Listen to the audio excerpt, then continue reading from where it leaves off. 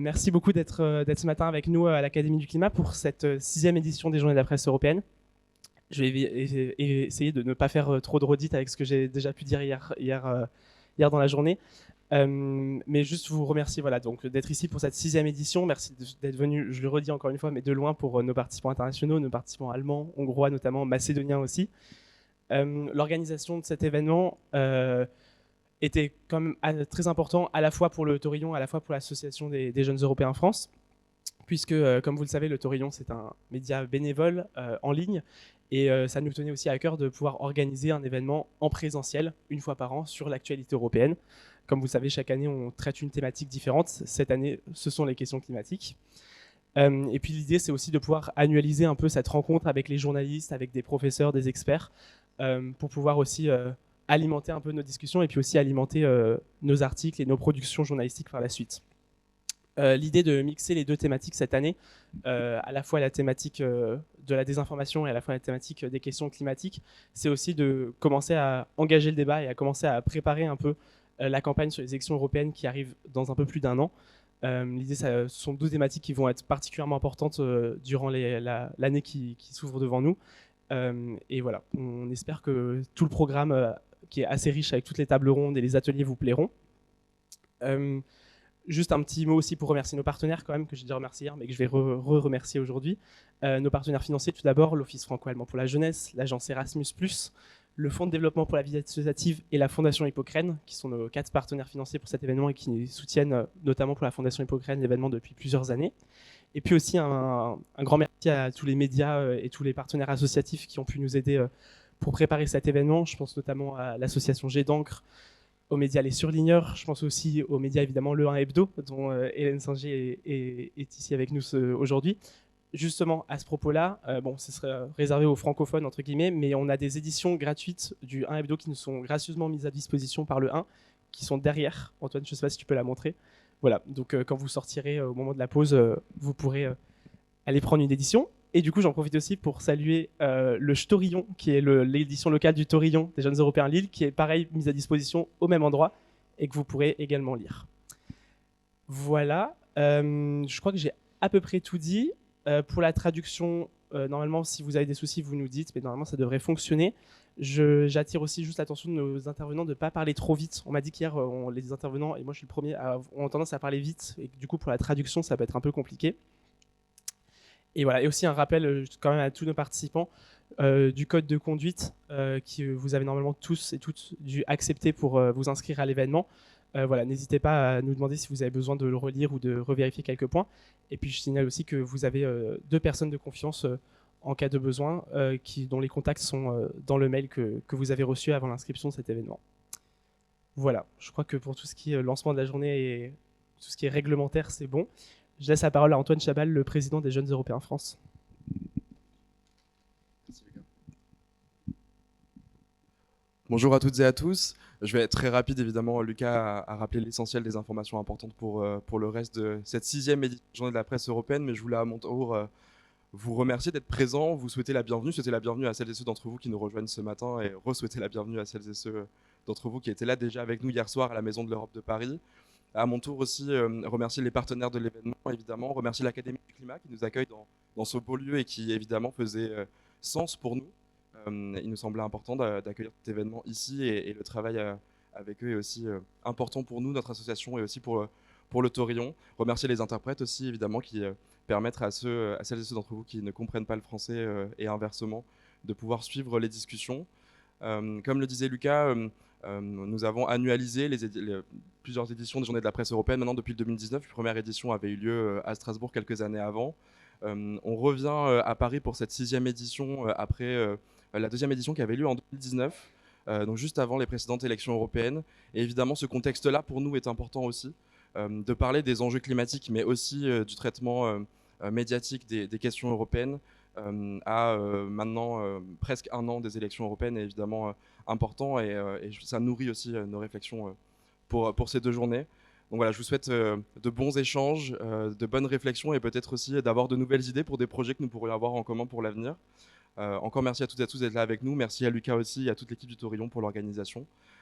Et puis n'hésitez pas, évidemment, si vous avez la moindre question, vous avez d'autres membres de l'équipe d'organisation derrière au fond de la salle, mais aussi répartis dans la salle et dans celle d'à côté où il y avait le petit déjeuner. N'hésitez pas à nous solliciter si besoin. Et bonne journée. Merci beaucoup.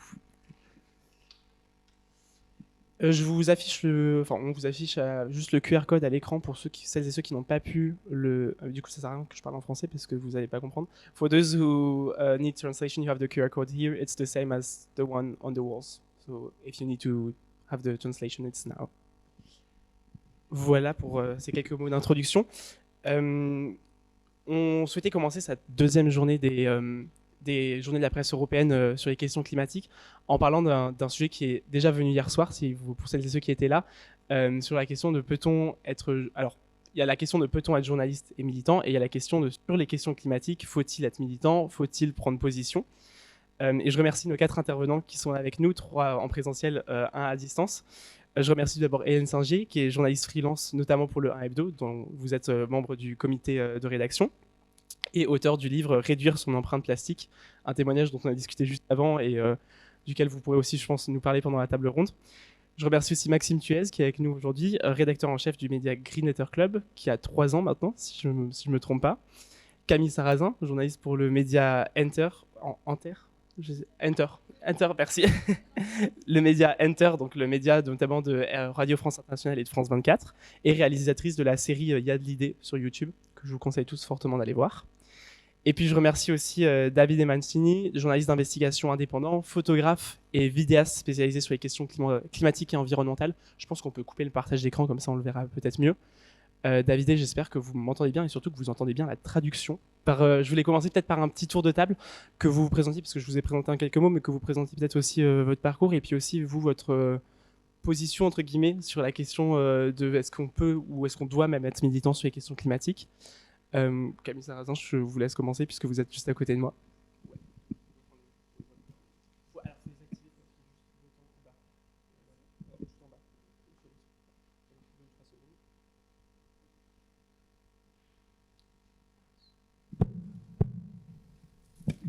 Merci. Oui, donc Camille Sarrazin, je suis journaliste depuis 5 ans environ et depuis 2 ans, donc je travaille pour le média Enter. En fait, Enter, c'est un média qui a été créé par France Média Monde, qui est le groupe France 24, RFI, et par la Deutsche Welle, donc qui sont l'audiovisuel public extérieur, mais allemand cette fois. On est financé par l'Union européenne avec 10 médias partout en Europe. Donc pour le moment, on a des rédactions dans 5 pays et c'est en train de s'agrandir. Donc moi, je travaille depuis la France, mais donc on a aussi une rédaction en Allemagne, au Portugal, en Roumanie et en Pologne. Et là, on est en train de s'étendre aussi un peu à l'est avec la Bulgarie. Voilà, et donc on s'est lancé il y a 2 ans et moi, depuis quelques mois, je fais maintenant une série sur YouTube qui s'appelle Y'a de l'idée, où je vais dans différents... Alors, au départ en France et maintenant dans différents pays européens pour voir quelles solutions on peut trouver à la crise climatique et environnementale sur notre continent, donc en Europe. Donc j'ai par exemple travaillé, la première vidéo c'était à Grenoble sur la qualité de l'air, donc plutôt une thématique santé que climatique. Ensuite je suis allée aux Pays-Bas pour parler de la montée des eaux et des inondations, puisque je travaille sur les solutions à la crise climatique, mais aussi sur les solutions d'adaptation, puisqu'en fait le réchauffement climatique est déjà là et il y a déjà... pas mal de problèmes. Et la dernière vidéo, c'était sur les clubs de football européens et comment ils peuvent se décarboner. Donc je suis allée notamment en Angleterre, puisque c'est là où ça a un peu commencé à bouger, même si ça reste timide, hein, je vous rassure. Et la prochaine vidéo, ce sera à Ljubljana, donc la capitale slovène, sur la mobilité. Parce qu'il y a plus de 10 ans, ils ont fermé leur centre-ville aux voitures. Donc voilà, c'est ce type de sujet que je fais sur YouTube avec des vidéos qui durent entre 8 et 12 minutes. Voilà, et après, on a aussi un compte Instagram où on essaye aussi de parler d'environnement, toujours sous un prisme européen. Voilà.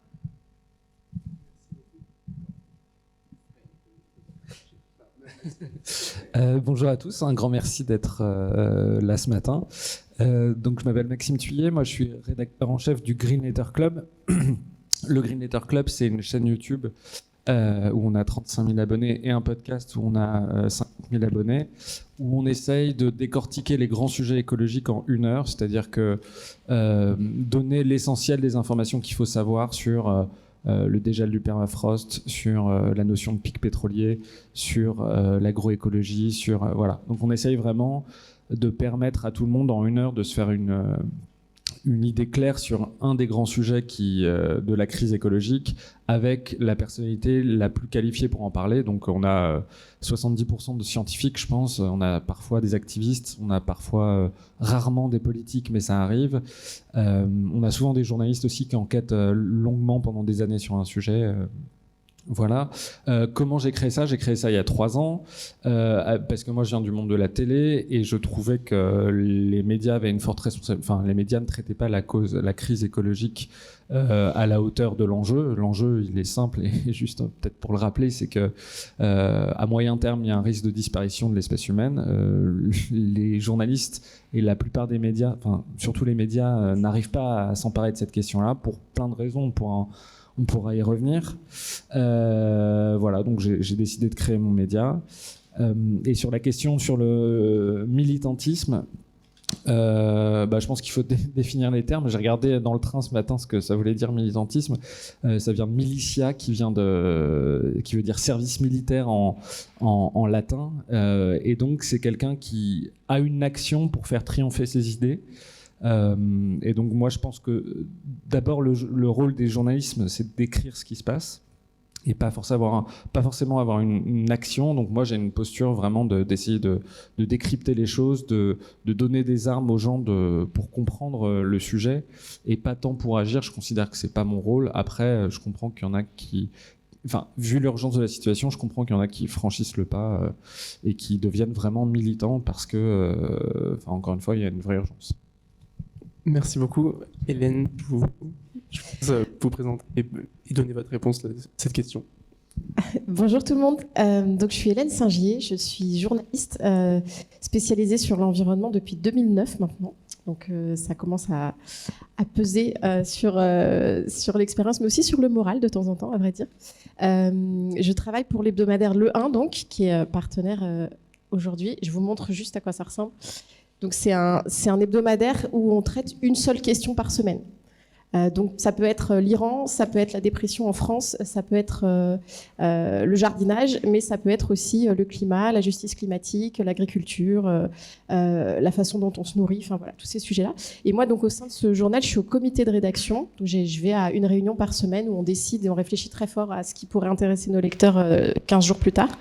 Et je suis spécialisée, donc je suis référente un peu sur les questions d'environnement. Voilà.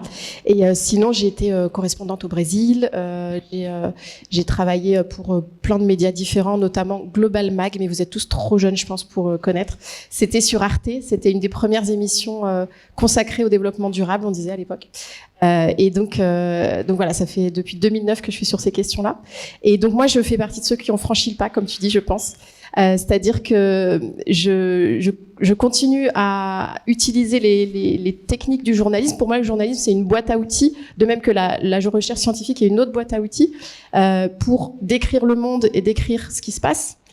Et la question, c'est est-ce qu'on arrive à s'en tenir à ça ? Est-ce qu'on dit juste voilà ce qui se passe, en espérant qu'ensuite, dans la suite de la chaîne, il y ait quelqu'un qui agisse, que les politiques notamment fassent leur travail et prennent des décisions courageuses pour empêcher les choses qui vont contre le bien commun.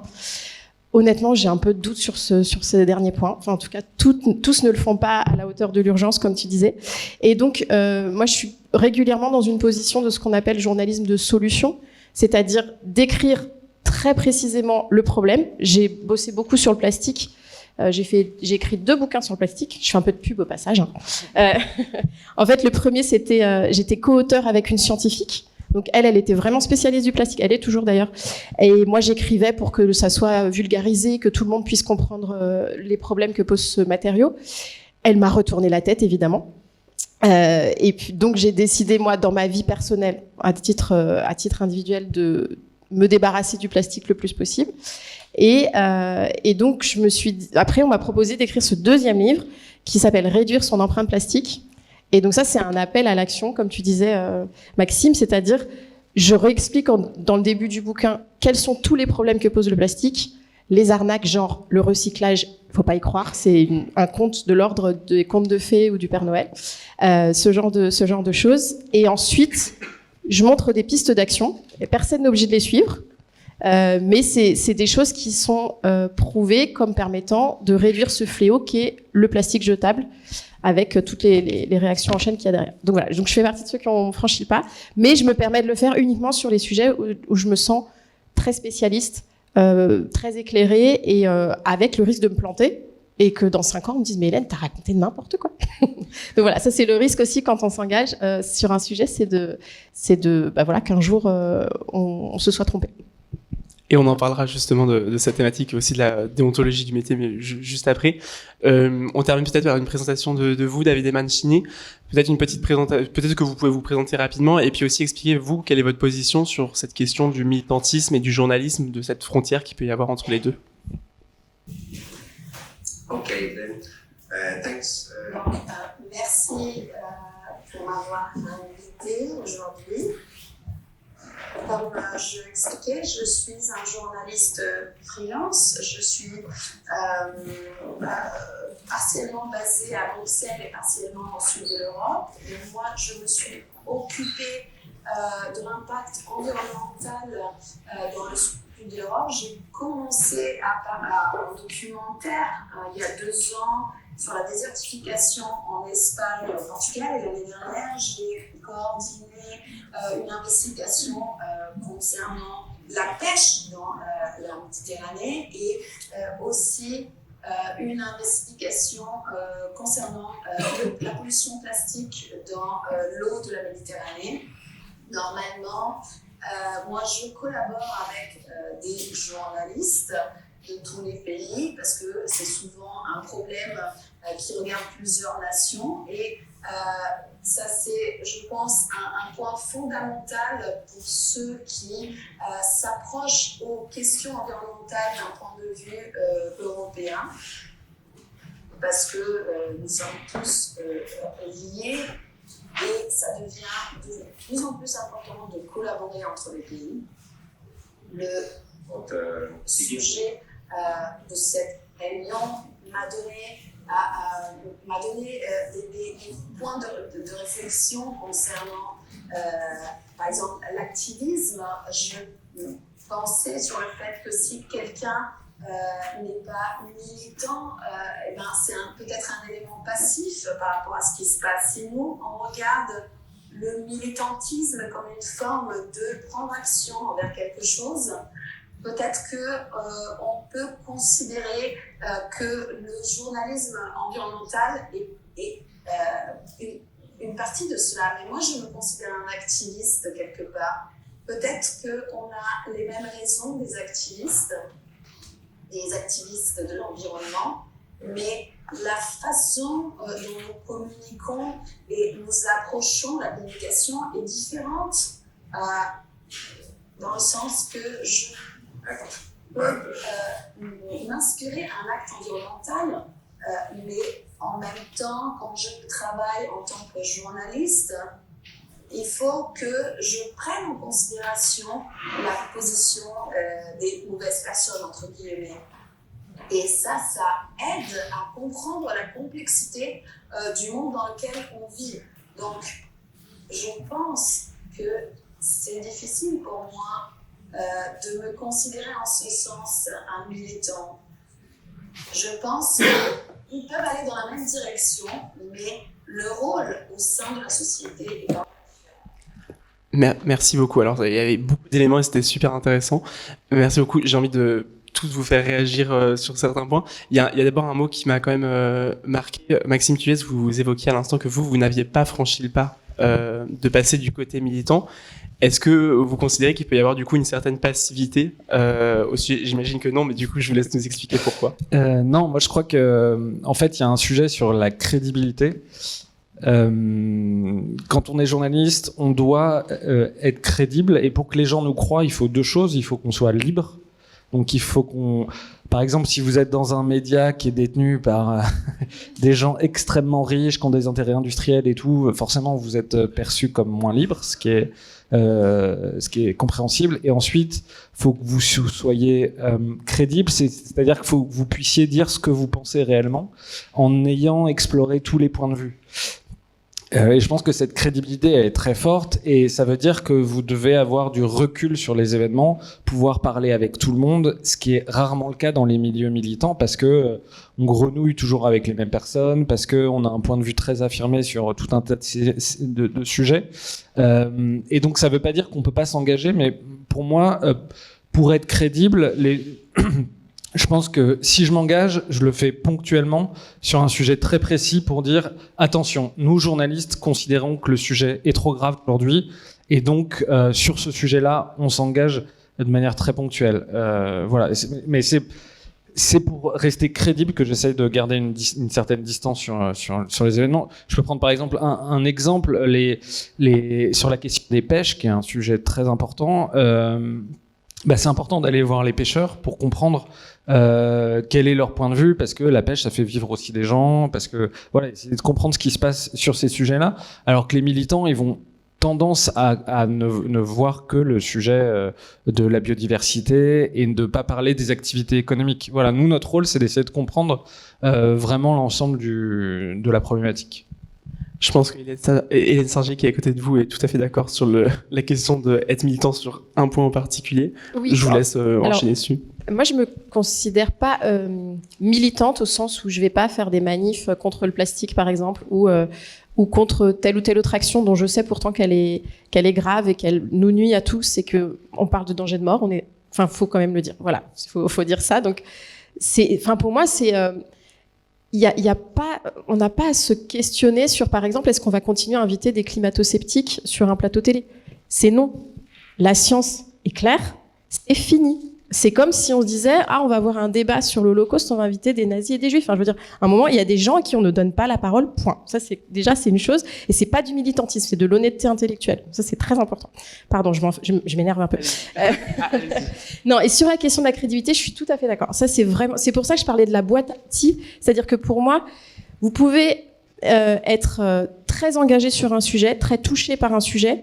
Moi, je suis fille de paysan. Je pense que ma santé a été affectée par les pesticides que mon père utilisait dans ses champs.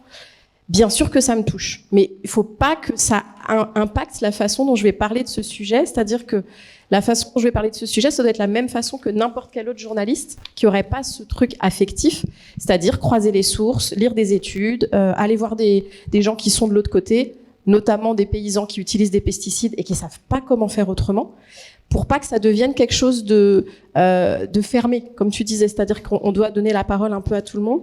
Et c'est pour ça que, par exemple, dans mon bouquin sur le plastique, chaque affirmation chiffrée, chaque affirmation physique, elle est sourcée, il y a une astérisque, et sur le site de l'éditeur, il y a la liste des 300 sources, qu'elles soient scientifiques ou autres, de ces affirmations. Mais à un moment, les choses convergent tellement. Si quelqu'un aujourd'hui vient me dire « Ah, mais le plastique jetable, c'est vraiment génial. Franchement, je comprends pas. Ta position est militante. » Désolé, non, en fait. Enfin, elle peut être contraire à certains lobbies, à certains intérêts, à certains secteurs. Mais le journalisme, c'est aussi notre rôle. Je veux dire, si le lobby du tabac venait dire à des journalistes « Arrêtez de parler de santé parce que, vous comprenez, c'est pas bon pour nous », on serait tous scandalisés, en fait. Donc voilà. Sur cette question de la crédibilité, je me tourne aussi vers vous, Camille Sarrazin, puisque Enter, c'est France 24 et RFI, donc le service public. Il y a toujours ce reproche qu'on entend de plus en plus que le service public prendrait position ou quoi que ce soit, ou perdrait en crédibilité. Qu'est-ce que vous pensez ? Est-ce que vous pensez que, déjà, est-ce que vous considérez que dans vos vidéos, vous prenez parfois un peu position ? Et est-ce que vous considérez que ça peut nuire à la crédibilité de votre média et du service public de manière générale ? Alors déjà, sur la question des prises de position du militantisme, je trouve qu'on se pose toujours la question sur, par exemple, le climat, sur les droits des femmes, sur l'antiracisme. Là, on va parler de journalistes militants. On ne dit jamais ça du Figaro, par exemple. Pourtant, le Figaro a une ligne éditoriale quand même bien affirmée. Est-ce que finalement, ils ne sont pas aussi engagés, je ne sais pas, pour l'extrême droite ? Voilà, je pose ça là. Je vous laisse réfléchir. Donc, après, moi, c'est vrai que dans ma vie, je pense que de toute façon, si on s'intéresse à ces sujets-là, c'est que dans sa vie privée, on est aussi arrivé à un point où, voilà, on se dit qu'il faut faire bouger les lignes et qu'on a envie de s'engager. Après, moi, je pars du principe que dans mes vidéos, je suis pas militante, je suis journaliste. Et donc, je fais mon travail de journaliste. Parfois, je vais avoir un a priori positif. Par exemple, là, sur la vidéo à Ljubljana, qui a fermé son centre-ville aux voitures, ma première idée, ça va être de me dire « Ah, ça a l'air génial ». Après, mon boulot de journaliste, c'est de me dire « Est-ce que c'est si génial que ça ?» D'aller parler avec des gens sur place, d'essayer d'interviewer un peu tout le monde. Donc, par exemple, d'aller voir un institut d'urbanisme, de parler aux gens qui habitent dans la ville. Moi, à chaque fois, pour mes vidéos, je m'appuie sur des journalistes qui viennent de ce pays-là et qui du coup ont une meilleure compréhension du sujet que moi. Et je pars du principe que si je fais mon travail de journaliste correctement et que si je respecte la déontologie journalistique, je suis pas militante en fait. Comme on disait, notre but c'est de décrire le monde, de donner les clés de compréhension. Et justement, en tant que journaliste du service public, c'est hyper important. Enfin, là, on parle pas de... Enfin, on parle d'un truc grave quand même. Comme tu disais, c'est... Potentiellement, c'est nous, dans quelques années, on n'existera plus parce qu'on aura tout foutu en l'air. Donc, en tant que service public, c'est hyper important de pouvoir décrypter ça et surtout de pouvoir donner des solutions parce qu'en fait, les solutions, alors il y en a des bonnes, des moins bonnes, mais en tout cas, elles existent. Et moi, j'aimerais bien pouvoir les décrypter et après, c'est pas moi qui vais les mettre en action et qui vais me bouger, mais le but, c'est de donner des clés à d'autres personnes pour qu'elles puissent, que ce soit des pouvoirs publics ou des citoyens, pour que d'autres ensuite puissent prendre le relais et s'engager et qu'on puisse bouger sur ce sujet-là parce que c'est hyper important. Alors, je fais le lien justement de ce que vous disiez quand vous êtes rendu sur place à Ljubljana, de justement parler avec les gens. Davide Mancini, vous avez mené plusieurs enquêtes sur le terrain notamment. Est-ce qu'en allant sur le terrain, est-ce que vous n'avez pas parfois eu un peu d'abord je vais pas dire une pulsion, mais une envie en tout cas de tourner un peu vers le militantisme. Et est-ce que vous vous êtes arrêté parce que vous vous êtes dit non, ça va peut-être nuire à ma crédibilité?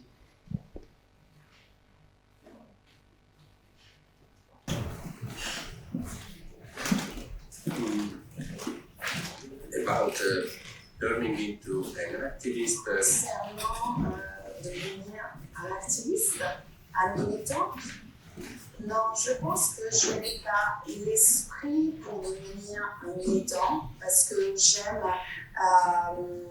observer et analyser les différents aspects de la Fishing for instance. Je voulais me connecter à ce que Maxime disait sur la pêche. C'est vrai que en tant que journaliste, on doit absolument discuter avec les pêcheurs même qui pratiquent une pêche illégale et c'est difficile des fois de prendre une position quand on considère certaines conditions sociales, économiques. Le rôle du journaliste, à mon avis, c'est essayer de traduire ce qui se passe sur le terrain et le faire comprendre aux personnes qui nous lisent. Je pense que c'est difficile de pointer le doigt envers les personnes les plus exposées et je pense que il faut en tant que journaliste analyser les différentes phases et voir quels sont les pouvoirs, les intérêts et quels sont les bénéfices qui viennent de l'exploitation des différentes ressources et où ils vont. Donc, dans ce cas, je pense que ça m'a poussé à faire autre chose en fait, parce que surtout dans ce cas-là, parce que je sentais quand même de l'empathie avec les pêcheurs. Je sais que ce n'est pas une pratique écologique, mais d'autre part, c'était très important de parler avec les gens directement impliqués et en fait les comprendre, même s'ils font des choses qui en fait créent des dommages climatiques. Et le public doit pouvoir avoir cette compréhension pour être plus critique. Merci beaucoup. On a On a commencé à aborder du coup cette entre guillemets théorie de la frontière entre journalisme et militantisme. Moi, ce qui m'intéresse aussi, et c'est pour ça que je vous ai réunis ce matin, c'est de savoir un peu en pratique comment est-ce que Pardon, merci beaucoup. Désolé, c'est le micro qui coupe. Oui, là, je disais que la raison pour laquelle je voulais aussi organiser cette table ronde, c'était pour savoir, vous, en pratique, je vais commencer par vous, Hélène Singier, de savoir comment est-ce que vous essayez ou pas, parce que même si vous êtes engagé sur certains sujets, vous dites vous-même que vous n'êtes pas militante jusqu'au boutiste, comment est-ce que vous faites pour atténuer certaines de vos positions, pour essayer de pas trop prendre position? J'entendais Camille, par exemple, qui disait à l'instant qu'il fallait aussi aller sur le terrain, écouter les gens. Peut-être que vous avez aussi quelques clés à nous donner. Oui, en fait, ce que dit Davidé est très vrai, c'est que si on va sur le terrain, on rencontre des gens, donc on entre en empathie avec eux. Je pense que quand on est journaliste, c'est parce qu'on aime les gens. Enfin, il y a quelque chose de cet ordre-là. Et donc, voilà, il y a quelque chose qui est profondément juste humain de se laisser toucher par ce qui se passe dans l'existence d'autres personnes. Et je pense que c'est pas grave de faire ça. Enfin, on n'est pas des robots, quoi. Donc, il y a ce point-là. En même temps, donc, on se laisse toucher. On lit des choses, on se renseigne, etc. Et à un moment, il faut faire ce travail de se prendre du recul, comme tu disais, et de se dire, OK, maintenant, avec tout ce que j'ai dans ce tableau, quels sont les points qui sont de l'ordre du scandale, parce qu'il y a des scandales qu'il faut dénoncer, et quels sont les points où j'ai été touchée par mon histoire, etc., mais qui finalement doivent être exposés peut-être de façon plus pondérée. Et ça, c'est la première chose. Ensuite, moi, je me méfie beaucoup de moi-même, c'est-à-dire que j'essaye non pas de penser contre moi-même, parce que ça, je trouve que c'est très dur. Mais par exemple, sur Twitter, je suis des gens qui ont des opinions totalement, diamétralement opposées à la mienne, y compris des journalistes qui sont très engagés pour un tas de sujets où voilà, nos points de vue sont différents. Ensuite, je trouve que travailler à plusieurs, c'est très important. Quand on lance un numéro du 1 sur un sujet, c'est évident que si je devais le mener toute seule, je ferais quelque chose qui serait sans doute beaucoup moins pluriel parce que là où il y a une rédaction, on est plusieurs, on y réfléchit autour d'une table et ensuite chacun se charge d'une interview, d'un reportage et tout. Et donc ça donne quelque chose qui est plus équilibré que si j'étais toute seule avec mon propre cerveau. Voilà pour ces différents points. Et après, je pense qu'il y a une chose qu'on doit se dire, c'est que on est des humains en fait. C'est-à-dire qu'on a une subjectivité. Moi, j'ai cessé de croire au mythe de l'objectivité journalistique. Encore une fois, comme si on était des robots où il y a juste des faits qui rentrent et des faits qui sortent. C'est pas vrai. On décide de mettre un sujet en une, on décide d'interviewer une personne et pas une autre. Donc en fait, faut accepter qu'on a une subjectivité. Et la différence, à mon avis, c'est d'être dans une démarche d'honnêteté. Alors, vous pouvez pas dans chaque article dire je suis mère de famille, touchée par tel ou tel sujet. Enfin, je veux dire, vous présenter avec toutes les choses qui font que votre vision est quand même un peu biaisée. Ça, il n'y a pas la place physiquement. Mais là, c'est là l'avantage d'écrire des bouquins. Très souvent, les bouquins de journalistes, ils commencent par pourquoi je me suis emparée de ce sujet, quelle a été ma démarche jusqu'à ce thème, et ça permet aux gens qui nous lisent de se dire non pas je vais lire un truc neutre comme si c'était un robot qui l'avait écrit, mais je vais lire un truc pro. Écrit par quelqu'un qui a un positionnement parce que on est des humains encore une fois, mais en sachant avec cette transparence qui permet de savoir qui nous parle. Et ça c'est important. Et c'est pour ça, en fait, je pense qu'il y a des médias d'opinion. Il y a plusieurs médias qui ont chacun une ligne éditoriale. Et c'est très important de savoir quelle est la ligne éditoriale des différents médias. Et de la même façon, il faudrait savoir un peu, non pas quelle est la ligne éditoriale de chaque journaliste, mais savoir un petit peu s'il y a des faits saillants et les rendre publics, en fait, au même titre qu'on rend public ce qu'on écrit. Pardon, c'était long. Non, mais c'était super intéressant. Je voyais Camille qui acquiesçait beaucoup. Je vous laisse réagir et ensuite Maxime vous donne la parole. Ouais, sur ce que tu disais sur l'honnêteté, et puis tout à l'heure tu parlais aussi de toutes les sources en fait que tu mets dans tes livres. Donc nous, Enter, la cible c'est les 18-35 ans, et on a remarqué aussi qu'il y avait une grosse demande un peu de transparence en fait de la part des journalistes. Donc dans nos vidéos, ça peut nous arriver de nous dire ah bah voilà, j'ai vu tel truc. Je reprends l'exemple de Ljubljana, même si la vidéo n'est pas encore sortie, mais de me dire ah bah j'ai vu que Ljubljana n'avait plus de voitures dans le centre-ville, j'ai trouvé ça génial, est-ce que ça l'est vraiment? Je suis partie enquêter. de citer ses sources à chaque fois pour que les gens puissent aller retrouver l'info eux-mêmes. Et après, je suis 100% d'accord avec toi sur cette histoire de subjectivité. Je pense qu'en fait, c'est l'éternel débat sur la neutralité journalistique qui n'existe pas, même si on essaye de tendre vers ça, mais objectivement, pour le coup, c'est pas possible.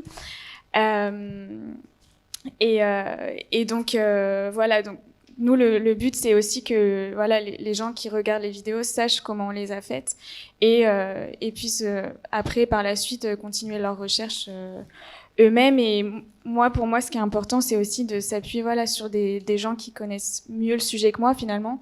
Souvent, ça va être des scientifiques que j'appelle avant d'écrire ma vidéo, que j'interviewe dans la vidéo. Pas seulement s'appuyer sur des militants ou recracher la communication de la métropole de Grenoble, par exemple.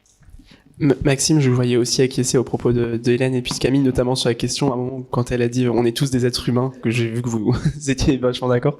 Est-ce que, j'essaie de faire une question aussi pour... Effectivement. Ouais, je fais une question aussi pour justement faire le lien. Est-ce que vous comprenez le reproche qui peut être fait à certains journalistes qu'ils prendraient trop position, ils exprimeraient trop leurs avis et que ça soit contraire à soi-disant la déontologie du métier ? Je sais pas. Moi, je pense vraiment que nous, notre rôle, c'est notre différence par rapport aux militants, c'est le rapport à la vérité. Nous, quand il y a un chiffre qui est donné, quand vous parlez avec des militants, ils vous vont bombarder de chiffres. Je prends un truc, un exemple. Par exemple, les militants, ils vont dire, bah voilà, en 2048, il y aura plus de pêche. Si on continue la surpêche telle que c'est aujourd'hui. Alors, j'ai plus exactement le contre-argument, mais si vous parlez avec des spécialistes des pêches, ils vous disent, ça, c'est un truc qui a été dit dans le cadre d'un rapport avec tout un tas d'hypothèses qui font qu'en fait, jamais ça n'arrivera. Il y aura toujours des poissons dans la mer, et donc voilà. Donc nous, notre rôle, c'est que c'est ce rapport à la vérité, c'est quand il y a des chiffres, aller voir quelles sont les sources, quelles sont les hypothèses, quelles sont et pas d'annoncer, de recracher des éléments de communication. On est dans un monde où il y a un nombre d'émetteurs de communication, d'informations, et il faut savoir y voir clair, il faut savoir trier entre ce qui est de l'information, de la communication, voilà. Et sur la mise en pratique, moi, ce que je considère être mon rôle et qui a un rôle d'information, c'est essayer de dire la vérité aux gens, ou en tout cas, d'essayer de dire la vérité et de montrer des réalités. Je pense qu'il y a une différence forte entre les deux, parce qu'il peut y avoir plusieurs réalités et puis il peut y avoir des vérités scientifiques. Et dire la vérité, ça passe par la vérité scientifique telle qu'on la connaît à un moment donné. C'est d'inviter des gens qui, à ce moment donné, sont les meilleurs connaisseurs de la question et sont les moins biaisés sur la question. Et c'est comme ça qu'on fait avancer le débat. C'est nous, en essayant de donner la vérité des connaissances actuelles sur le climat, sur la biodiversité, et de focaliser sur ces questions-là. Nous, essayer de comprendre le mieux possible ce qui se passe et après d'éclairer sur ce qui nous semble être important. Je vais juste citer 2 chiffres pour qu'on comprenne bien pourquoi j'insiste sur ces sujets-là.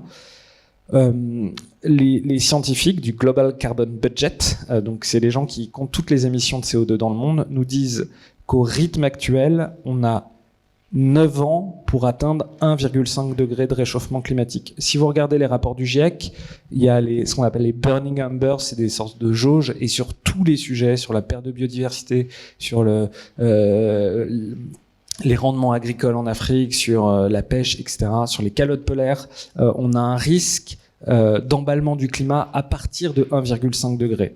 Donc il nous reste 9 ans pour atteindre ce sujet-là, et donc nous, notre métier, c'est ayant compris ça, essayer de focaliser le plus possible sur tous ces sujets-là, parce que les médias le font pas, et à mon avis, il y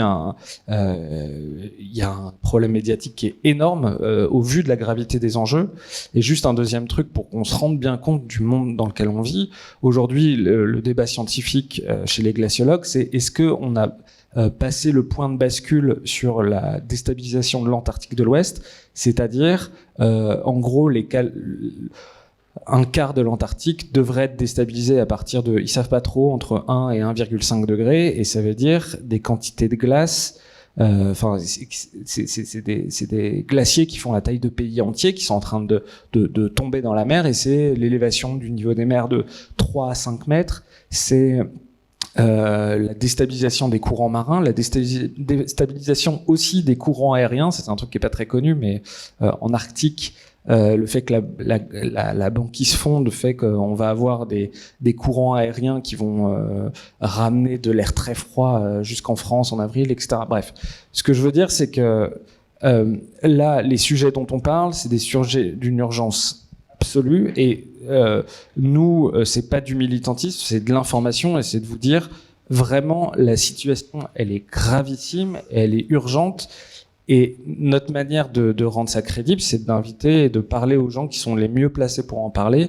Voilà. Et après, la phase d'action, demander des pétitions, faire des lois, etc. Moi, je considère que c'est plus mon travail. Je peux pas faire les deux choses. Alors, je rebondis justement sur cette question d'interroger les bonnes personnes, d'être sur je vais appeler ça un rééquilibrage médiatique, c'est-à-dire attirer l'attention sur là où les principaux médias vont peut-être pas le faire. Je me tourne vers vous, Davide Mancini, parce que vous êtes journaliste freelance. Certaines de vos enquêtes sont portées sur des sujets qui, pour le coup, sont pas forcément traités dans les grands médias traditionnels. Est-ce que pour vous, c'est aussi ça, la déontologie du métier, c'est-à-dire de attirer l'attention sur des sujets sur lesquels on va pas se tourner forcément instinctivement, notamment du coup sur les questions climatiques? Je pense que ça, c'est très important pour un journaliste d'attirer l'attention et d'essayer de penser de manière un peu différente. Pour faire cela, moi, j'essaie de me mettre à la place d'un consommateur. Ils sont normalement des personnes qui appartiennent au public. Et j'essaie de garder à l'esprit quels sont les défis qu'on va affronter à l'avenir. Comme disaient mes collègues, les prévisions de la SIC ou d'autres prévisions scientifiques pour l'avenir.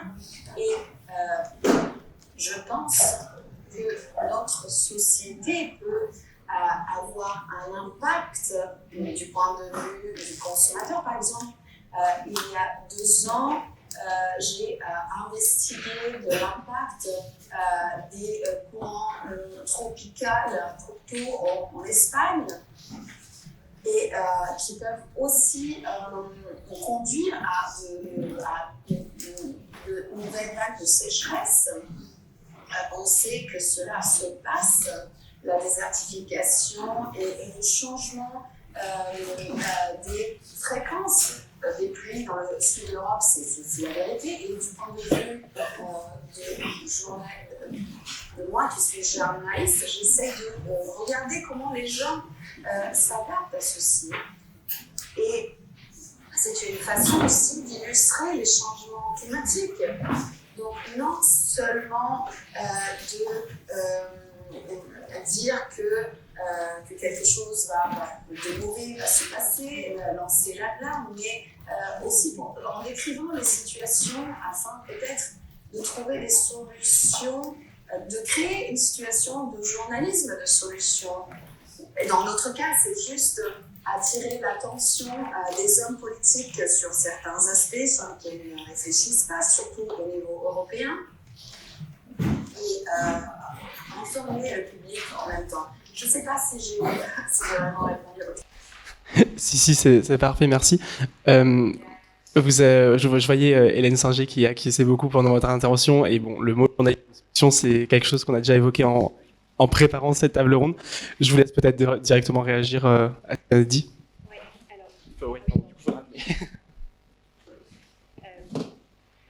faut attendre 1 ou 2 minutes. C'est le temps qui se connecte. C'est bon.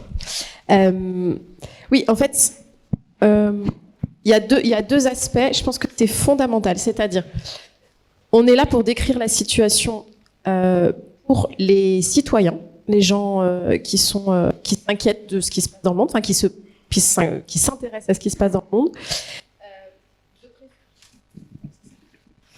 De préférence, pouvoir non pas, comment dire.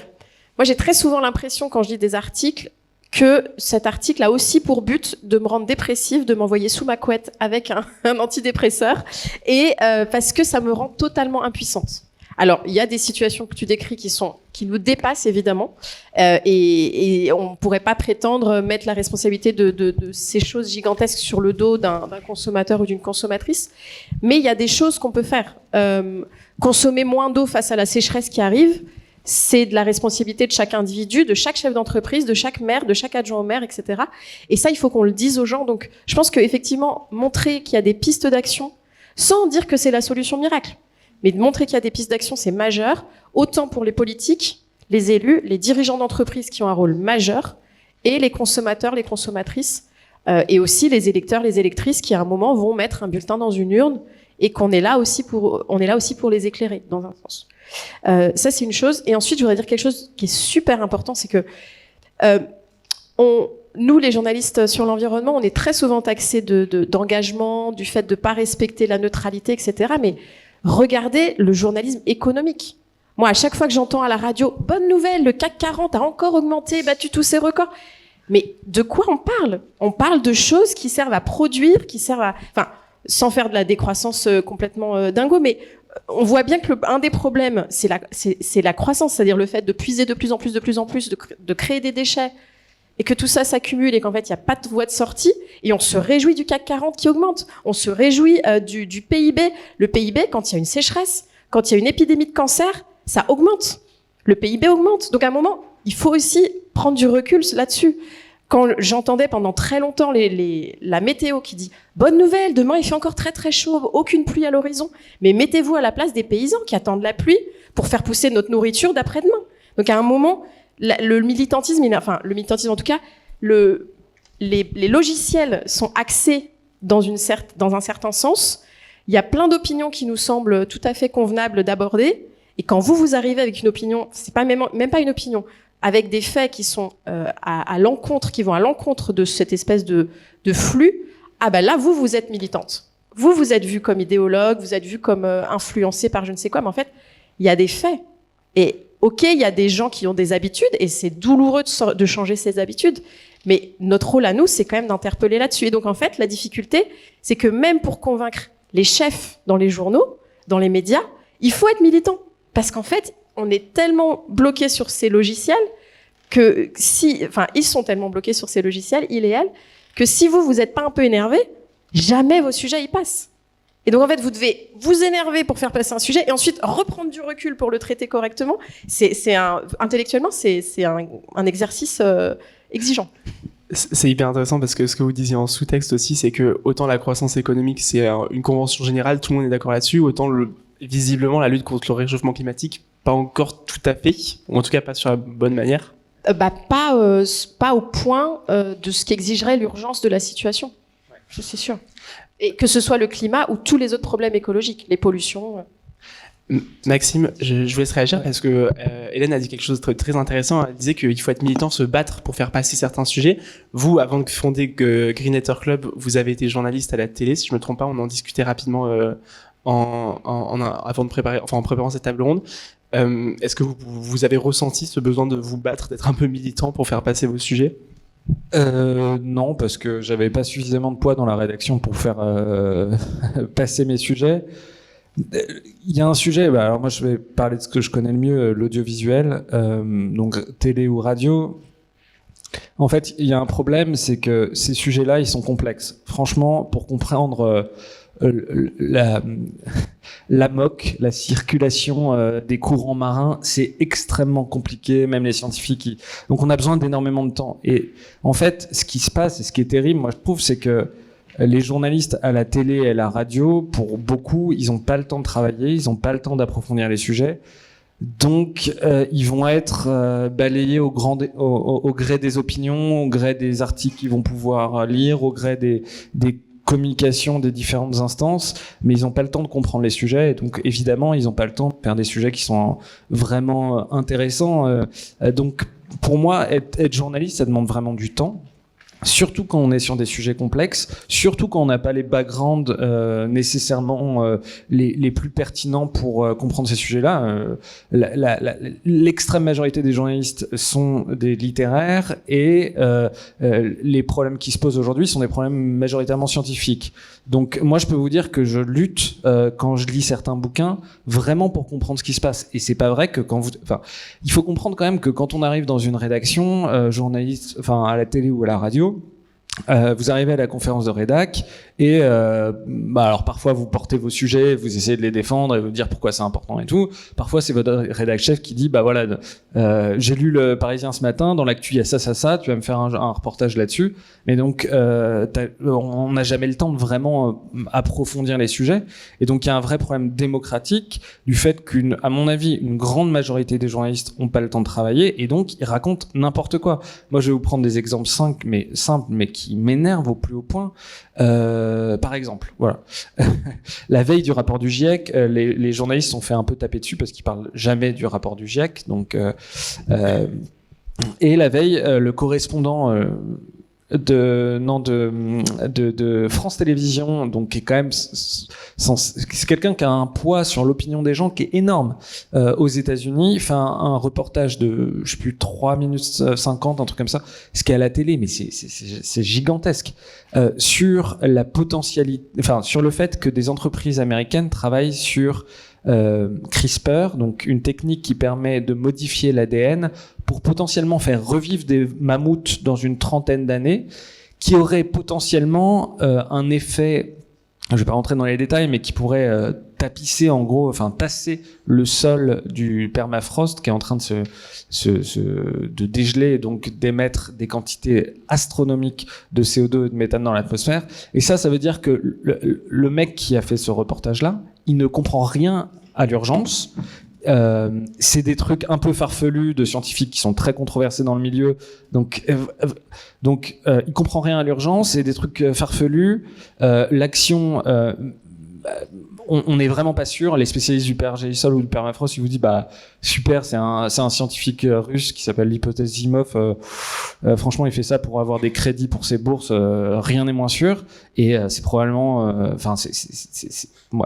moi les bras m'en tombent. Et en plus, ça veut dire que le rédacteur en chef du 20h de France 2 s'est dit super, c'est vachement intéressant comme sujet, mais c'est du spectacle là. On divertit les foules, mais on fait pas de l'information. Et ça, moi, vraiment, et c'est là où je suis militant. Je milite pour qu'on ait une information de qualité, et surtout sur le service public, parce que dans des médias privés, il y a des problématiques de rentabilité et tout qui sont très compliquées à faire. Mais sur des médias publics, franchement, ces mecs-là, pardon, je vais être très militant, mais ils devraient plus pouvoir faire des reportages. C'est pas possible.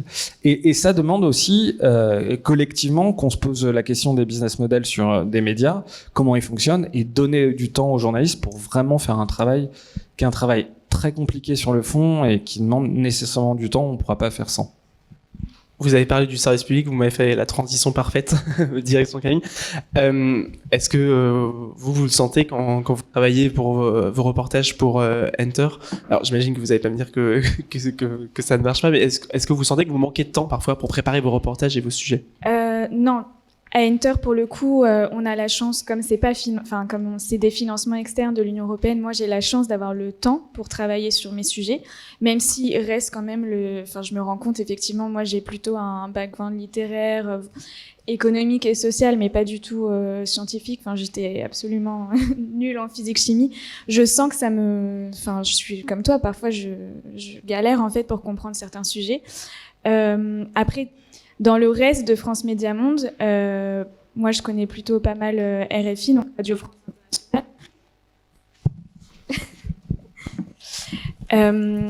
Il y a des journalistes qui pour le coup connaissent très bien les sujets, notamment un journaliste scientifique à RFI qui est hyper calé, mais effectivement il n'a pas le temps pour travailler sur ces sujets-là parce qu'on est dans une logique journalière de production. Tu parlais de flux, en fait c'est exactement ça, on est dans un flux de l'information et on se laisse un peu bouffer par l'actualité et on ne prend pas assez de recul pour décrypter des choses qui sont hyper importantes.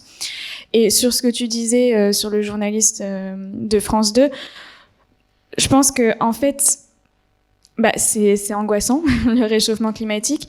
Et face à ça, il y a un peu deux attitudes. Moi, j'ai la même attitude que toi, Hélène, c'est que je me dis, il y a des solutions qui existent. J'ai envie d'enquêter pour voir si c'est des bonnes solutions. En pratique, comment on fait, et voilà, d'essayer d'aller de l'avant comme ça. Je pense qu'il y a d'autres journalistes qui, du coup, se mettent plutôt dans une posture un peu rassuriste, essayent de voir, voilà, des solutions technologiques un peu farfelues. On a aussi beaucoup ce biais en France de croire que la technologie va nous sauver face au réchauffement climatique, alors que clairement, la première étape, ça va être la sobriété, et ça, je pense que pour beaucoup, c'est un peu dur à entendre. Et donc, voilà, on va être dans ce truc, alors pas de nier le réchauffement climatique, mais de se dire, voilà, on va y arriver, c'est pas si grave, on va aspirer le CO2 dans l'air, alors qui est une solution à terme, quand on a fait tous les efforts de sobriété, mais qui est pas une solution pour ne rien changer, ou faire revivre des mammouths, enfin voilà, des trucs qui ont un peu aucun sens. Et finalement, voilà, de se dire qu'on va pouvoir ne rien changer, et puis avec quelques outils technologiques pouvoir s'en sortir. Je pense que par rapport à un certain auditorat ou lectorat, c'est aussi des choses qui plaisent, parce qu'effectivement c'est rassurant, mais c'est pas comme ça qu'on va s'en sortir, quoi.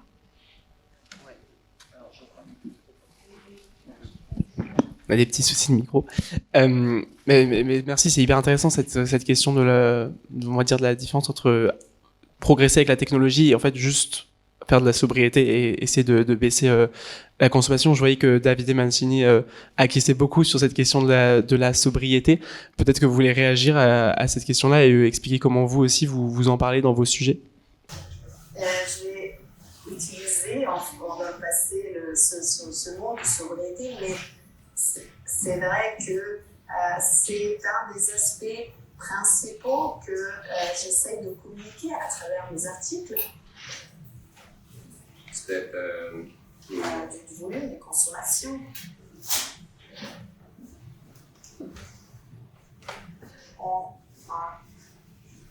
Les Européens, c'est problématique. Comme disait Camille, normalement, on donne beaucoup de confiance au développement de la technologie et souvent ça va avec les mêmes producteurs de ces technologies qui sont polluants. Donc je pense que j'essaye jamais en fait de manifester ouvertement et que un des problèmes c'est la quantité de consommation de nous les Européens et de dire que c'est le problème principal. J'essaie de faire réfléchir les lecteurs seuls, eux-mêmes, et ça c'est une approche, je pense, importante que nous devrions avoir en tant que journalistes, de faire en sorte que les lecteurs réfléchissent eux-mêmes à travers des idées que nous leur proposons. Si on leur fait lire des données, par exemple, que l'Union européenne c'est le plus grand consommateur de poissons et que nous consommons plus par rapport à ce que nos capacités nous permettent, on peut donner des informations sur la pêche illégale. Moi, normalement, la première réaction que j'ai comme personne, quand je lis ces choses-là, c'est que nous vivons au-delà de nos capacités et quelqu'un devra payer pour ce niveau de consommation. Donc, je pense que c'est quelque chose qui est à la base du journalisme, de la façon dont je pense au journalisme. Et c'est à ce sens que je travaille sur les sujets que je voudrais plus détailler. Merci beaucoup. Je voyais que Maxime, vous vouliez réagir à ce qui vient d'être dit. Ouais, je trouve que c'est important, là encore une fois, d'essayer, c'est notre rôle d'objectiver le débat sur cette question de sobriété. Donc je reprends Pierre Friedleinstein, si vous regardez, c'est le responsable du Global Carbon Budget. Moi je l'ai invité, je l'ai pas encore diffusé l'interview, mais c'est un mec d'ailleurs qui est jamais interviewé dans aucun média. C'est Donc c'est la plus grosse instance qui est reprise par le GIEC pour comptabiliser les émissions de CO2. Dans leurs graphiques, dans leurs études, ils montrent un truc très clair. Ils montrent l'évolution de la quantité de CO2 émise chaque année. 40 milliards de tonnes sur le CO2, hein, ça ne prend pas tous les autres gaz, mais 40 milliards de tonnes en gros émises chaque année. En 2022, on n'a jamais autant émis de CO2 que jamais dans l'histoire de la planète. C'était pareil en 2021, c'était pareil en 2019, c'était pareil en 2018, c'était pareil. En fait, chaque année, on augmente de manière substantielle nos émissions de CO2. Qu'est-ce qu'ils nous disent, le Global Carbon Budget? Ils nous disent que si on veut atteindre la neutralité carbone, c'est les objectifs de toutes les grandes instances internationales, pour respecter nos trajectoires climatiques, ils nous disent qu'il faut une baisse de 5% par an, tous les ans, de nos émissions de CO2. 5% par an, c'est égal à la baisse qu'il y a eu pendant le Covid. Ça veut dire que l'année prochaine, on devrait avoir une baisse similaire à celle du Covid. L'année d'après, on devrait en gros avoir 2 Covid. L'année d'après, 3 Covid. Ça veut dire que ce sujet-là, il faut bien conscience qu'on vit largement au-dessus de nos moyens. Et pour moi, je suis assez énervé quand on parle de sobriété, et c'est là notre rôle, nous, de traduction de ce que disent les scientifiques, c'est qu'en fait, ce qu'il va falloir, c'est décroître. C'est décroître notre quantité d'énergie largement. C'est décroître notre quantité de métaux largement. C'est décroître notre quantité de viande largement. Donc, la sobriété, c'est juste se dire, bon, on mange pas plus, on boit pas plus que ce qu'on a aujourd'hui, on peut pas se le permettre. La réalité des choses, c'est qu'il va falloir décroître de manière giga substantielle nos consommations d'aujourd'hui. Et ça, c'est notre rôle de journaliste de le dire, et c'est notre rôle de le dire avec les meilleurs spécialistes de la matière, pour pas être pollué par, les opinions du temps, c'est de se dire sobriété, qui est vraiment un cache-sexe, une euphémisation, mais terrible de la réalité. Désolé pour la traduction, cache-sexe, ça doit pas être facile à traduire. Mais vraiment, notre rôle, c'est de dire la gravité et la décroissance de consommation qu'il va falloir faire, quoi.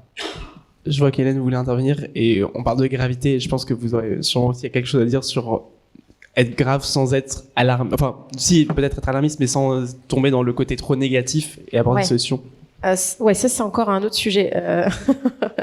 Non, je voulais revenir sur quelque chose qui est vraiment majeur, c'est que quand tu parlais des mammouths et tout, en fait, encore une fois, on dit aux journalistes environnementaux, ah oui, mais vous êtes trop engagés, franchement, ça peut être anxiogène, etc. Mais en fait, si on gobe un peu la communication qu'il y a autour de tous ces sujets-là, on tombe dans le greenwashing directement. Se dire, la voiture électrique, ça règle tout, les gars. Vous prenez votre voiture thermique, vous mettez une voiture électrique à la place, c'est bon. C'est du greenwashing. Et franchement, on a un paquet de confrères et de consoeurs qui tombent dans le panneau. Dire que le recyclage du plastique, c'est la solution, c'est une connerie, pardon pour la traduction. Dire qu'il suffit de planter des arbres, des monocultures d'eucalyptus au Brésil qui vont pomper toute l'eau dans le sol pour régler le problème de l'absorption du CO2, c'est n'importe quoi. Et en fait, c'est pas être militant que de se dire, moi, en tant que journaliste, je vais faire mon travail, je vais aller creuser ce truc, je vais appeler des scientifiques, je vais me former, comme tu disais, en bio, en physique, en chimie, en tous ces trucs qu'on apprend nulle part en école de journalisme, ni dans les études qui y mènent, parce qu'en fait, on se fout de nous. Et en fait, nous, journalistes, si on fait pas attention, on est des relais de toutes ces bêtises qui entretiennent les gens dans la torpeur en leur disant « Vous inquiétez pas, on va absorber le CO2, on va trouver des solutions, dormez tranquille, continuez à consommer, continuez à enrichir ceux qui sont déjà riches et surtout ne vous posez pas de questions. » Et donc, vraiment, on a ce rôle et je pense qu'il y a certains médias, certains confrères, consoeurs, certains dirigeants de médias qui se sont endormis en fait, qui sont dans cette espèce de on va faire comme toujours parce que sinon on dérange. Quand on dérange, on a moins d'audience. Et tu comprends, moins d'audience, c'est moins de financement, etc. Et puis de toute façon, on est financé par la pub. Et la pub, elle nous dit quand même que ce qu'il faut, c'est que les gens consomment. Donc à un moment, on est dans ce cercle-là et c'est notre rôle de se dire que, de crier, de prendre un haut-parleur pour dire que ce n'est pas la bonne direction. Vraiment pas. C'est une super remarque, la question de l'audience, parce qu'on le voit bien que les émissions d'investigation, souvent, elles sont plutôt sur le service public et sur les médias qui dépendent, on va dire, moins de la publicité. Camille, vous êtes ma caution service public aujourd'hui. Non, plus généralement à Enter, comment est-ce que vous traitez ces sujets? Est-ce que vous avez justement cette volonté aussi d'aller creuser, et peut-être d'aller creuser là où ça peut éventuellement déranger? Comment est-ce que vous abordez ces sujets-là? Je pense que je suis un peu, comment dire, je pense qu'on a un peu ce côté aussi où on ne veut pas non plus parler du réchauffement climatique en étant hyper alarmiste et angoissant, même si je ne sais pas si c'est trop possible. Donc c'est pour ça que j'essaye aussi de montrer les solutions. Mais par exemple, sur la montée des eaux aux Pays-Bas, j'ai quand même fait toute une vidéo de 10 minutes où on montre toutes les solutions d'adaptation dans la ville de Rotterdam, pour finir la vidéo en disant que en fait, si on continue sur cette trajectoire-là et que le niveau des mers monte de plusieurs mètres, la ville va juste devoir déménager et que ce sera foutu, quoi. Donc je trouve que c'est une position un peu compliquée. On essaye d'être dans les solutions, parce que je pense que finalement plutôt là de parler de militantisme et de médias, je pense qu'on a beaucoup parlé plutôt de la responsabilité des grands médias, ce qui est un truc qui m'énerve beaucoup. Moi, j'ai l'impression d'essayer de bien faire mon travail, et que ce soit pas forcément le cas ailleurs pour plein de raisons, que ce soit la pub, le manque de temps. Donc j'essaye de faire ça, mais en montrant les solutions, pour qu'il y ait aussi un peu un passage à l'action. On parle beaucoup du passage à l'action des individus. Moi, souvent, les solutions que j'explore, c'est plutôt sur c'est des solutions structurelles en fait, qui doivent être mises en place par les pouvoirs publics. Et malheureusement, sur ce côté-là, ça ne bouge pas, et c'est aussi hyper frustrant. Mais voilà, moi, mon rôle de journaliste, c'est juste de montrer que il y a des solutions avec leurs avantages, leurs inconvénients, mais qui ont le mérite d'exister, et que maintenant, il faudrait bouger. Et effectivement, ça va jouer dans les urnes ou auprès des dirigeants. Mais voilà, je pense que c'est hyper frustrant quand on travaille sur ces questions, de voir que le paysage médiatique bouge, mais pas assez vite, et puis que du côté des pouvoirs publics, ça bouge pas tellement. Voilà.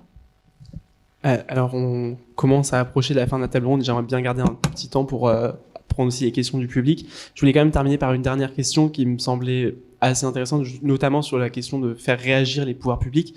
Faire réagir, c'est aussi les interpeller, j'imagine.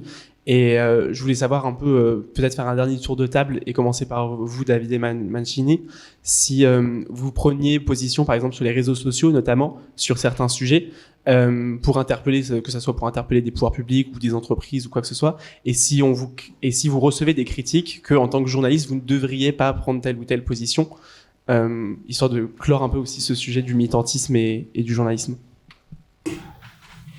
Je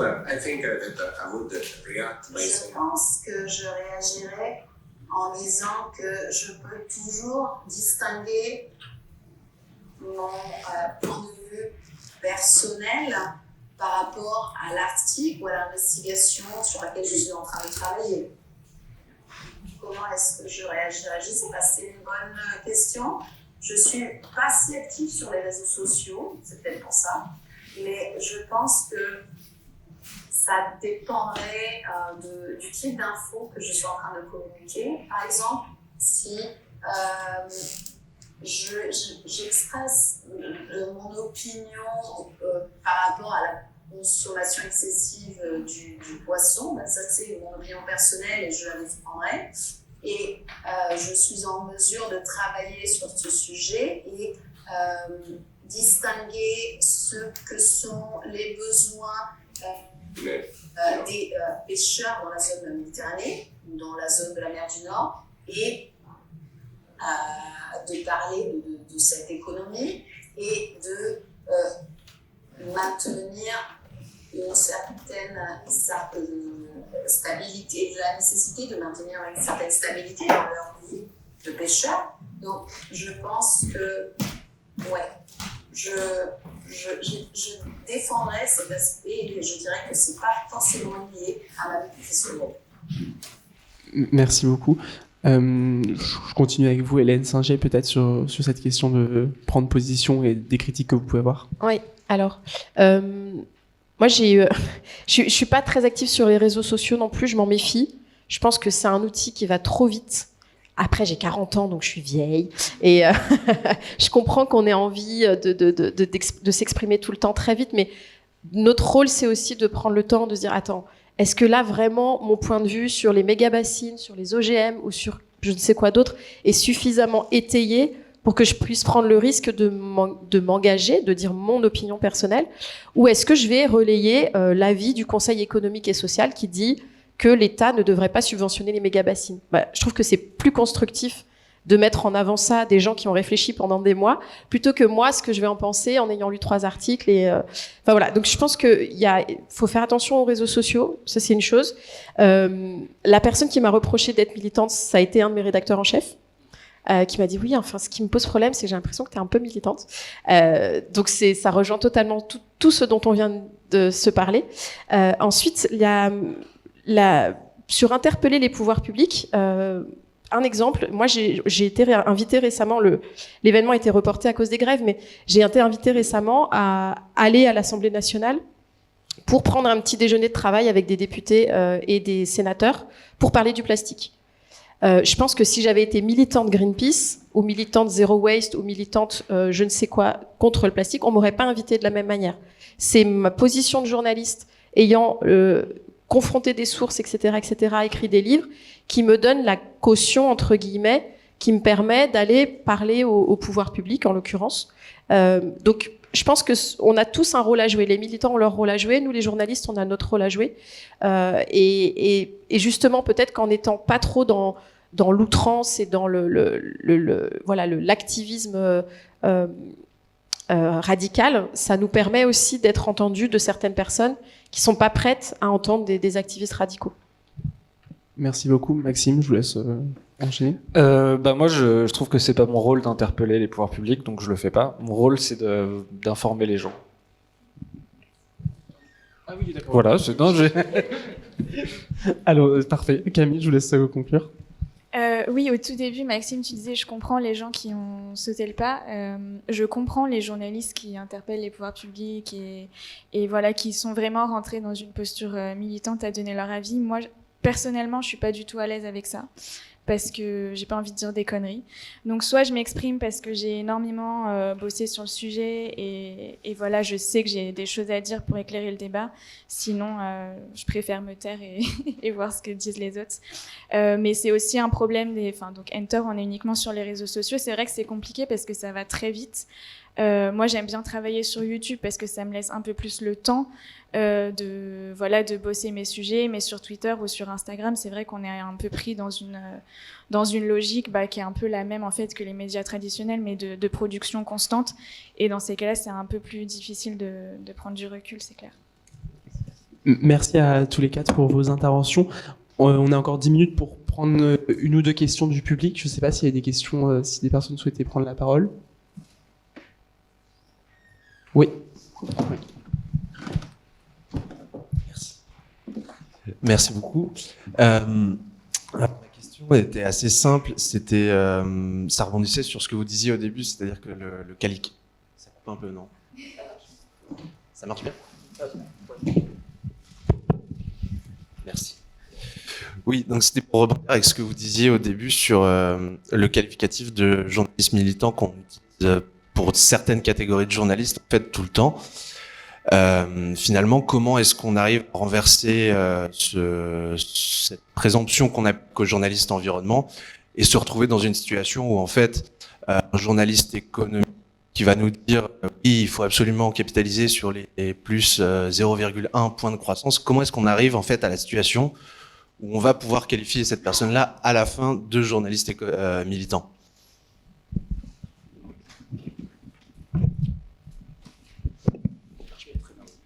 Moi, je pense que c'est juste un renversement de majorité-minorité. À partir du moment où les gens considéreront que les écolos sont une minorité, que le réchauffement climatique, l'effondrement de la biodiversité ne concerne pas tout le monde, que c'est vraiment... Parce que pour l'instant, c'est ça, hein, la plupart des gens, globalement, ils s'en foutent relativement... Enfin, c'est pas qu'ils s'en foutent, mais... Ils sont pas prêts. Moi, je vais vous prendre un exemple qui m'a frappé, mais... D'ailleurs, j'ai pas vérifié, c'est juste Hugo Clément qui avait diffusé un truc en disant que les sénateurs avaient refusé le fait qu'il y ait une option végétarienne à la cantine, c'est-à-dire qu'il y ait une option qui est pas qu'on n'impose pas des menus végétariens, mais qui est juste une option. Voilà. Et donc, à partir du moment où on en est là, où tous les scientifiques disent, voilà, il faut réduire la viande, etc. On voit bien que tant que la proportion des gens, disons, conservateurs, elle est bien supérieure à la proportion des gens qui considèrent qu'il va falloir qu'il y ait un changement civilisationnel, parce que c'est ça dont il s'agit. Ils seront toujours taxés, ils seront la minorité, ils seront toujours taxés de militantisme. Voilà. Vas-y Camille. Je pense aussi que ce renversement de l'opinion, de toute façon, ça va passer par les médias. Moi, ce que je vois, parce que donc, je suis journaliste depuis pas très longtemps, j'ai l'impression que ça change un peu. En tout cas, moi, de ma promo, on est plusieurs à traiter uniquement de ces questions-là et à s'engager sur ça. Récemment, il y a eu aussi la charte pour un journalisme à la hauteur de l'urgence écologique, je crois que c'est ça le terme exact, qui a été lancé notamment par le Média Vert et signé par énormément de médias, dont par exemple France Médias Monde, donc le service public.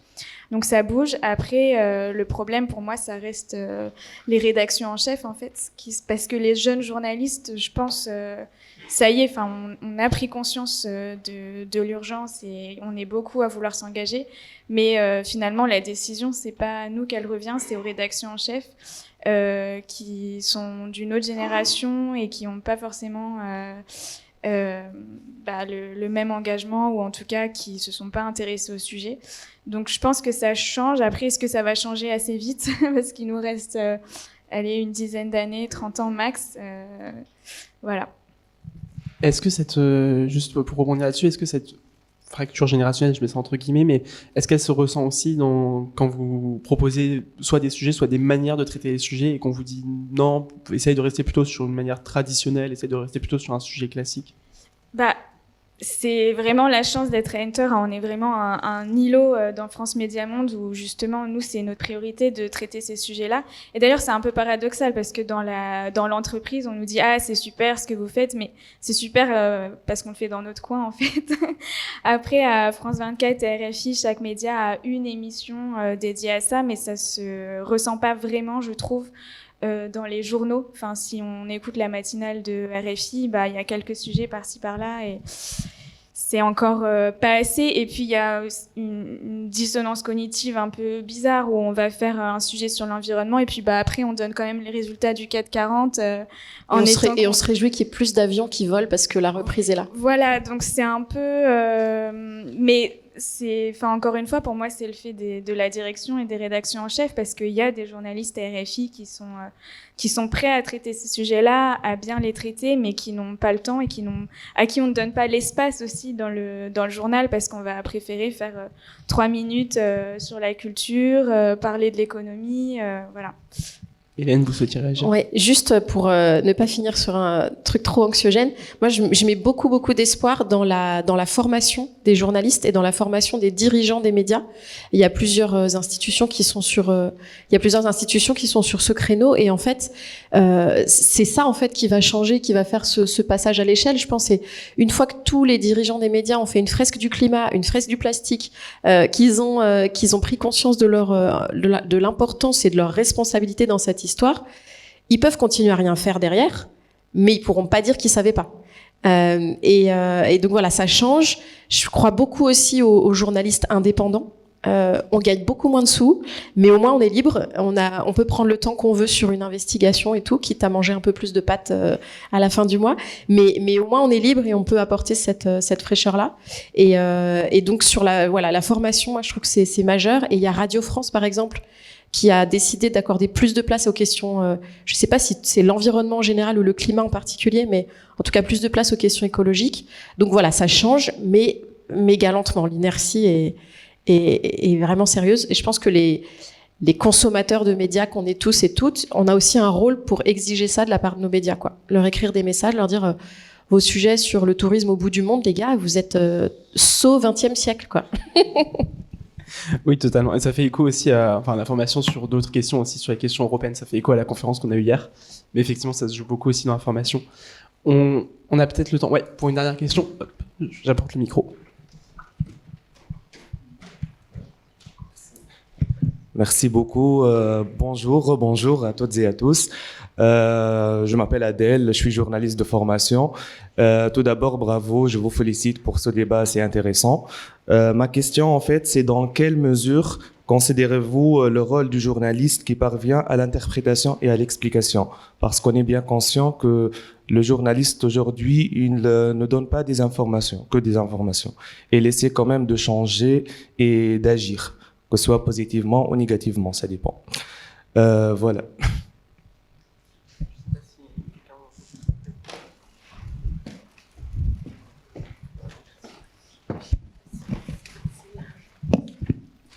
Moi, je suis pas sûr d'avoir compris. Désolé. Est-ce que tu peux préciser la question? Dans quelle mesure vous considérez que le journaliste, le rôle essentiel du journaliste parvient vers l'interprétation et l'explication? Parce que le journaliste de nos jours, il ne donne pas que des informations, des faits, il essaie vraiment de construire peut-être la vie générale de la société. Je pense qu'on est nécessairement, à partir du moment où on parle d'information, on est forcément dans l'interprétation. Et d'ailleurs, on voit des paradigmes de pensée de décennies après décennies qui évoluent, qui changent. Je sais pas. Donc, on est forcément en train d'interpréter. Pour réduire ça, à mon avis, il faut être du côté de la science et de comprendre au mieux ce que la science essaye de nous dire aujourd'hui. Moi, c'est ça que j'essaye de faire, de documenter le plus possible et de coller le plus possible à la vérité, après à la vérité du moment scientifique. Après, on interprète nécessairement sur plein de sujets, et puis on a 1000 biais, donc c'est aussi pour ça, c'est des sujets dont on n'a pas parlé, mais c'est important qu'il y ait des lignes éditoriales différentes, c'est important qu'il y ait des journalistes avec des profils différents, c'est important qu'il y ait des scientifiques, par exemple, qui soient journalistes. Je vois par exemple dans l'approche, par exemple les profils littéraires, ils sont plus sujets à mon avis à ce que j'appelle la pensée magique, c'est-à-dire que l'histoire du mammouth tout à l'heure, ils sont plus sujets à croire que ça va être possible. Si vous avez quelqu'un qui est biologiste de formation, il va pas tomber dans le panneau, il va dire ouais, c'est des conneries, ça peut pas marcher. Donc on a besoin d'une diversité de profils. Et on a besoin d'une diversité de tons aussi. Ça c'est plus pour on a besoin des gens qui parlent à des gens qui sont très rationnels. Je pense que Jean Covici, même s'il a plein de limites, il a fait qu'il y a des millions d'ingénieurs qui sont intéressés à cette cause-là. Je pense que des gens comme Bon Pote, qui ont un ton assez militant, c'est pareil, il arrive à fasciner tout un tas de gens. Et je pense que d'autres, avec un argumentaire plus rationnel, plus posé, vont convaincre d'autres gens. Voilà, mais on est forcément sujet à l'interprétation. Pour moi, la question, c'est de réduire la distance qu'on a par rapport à la vérité. Voilà. Merci beaucoup. Il n'y avait plus d'intervention sur cette question. Ça vous va? Eh bien, écoutez, on finit tout pile à l'heure. Merci beaucoup à tous les quatre. Thank you so much, David Mancini, to be with us today. Merci Hélène Singer, merci Maxime Tuilez, merci Camille Sarrazin pour vos interventions.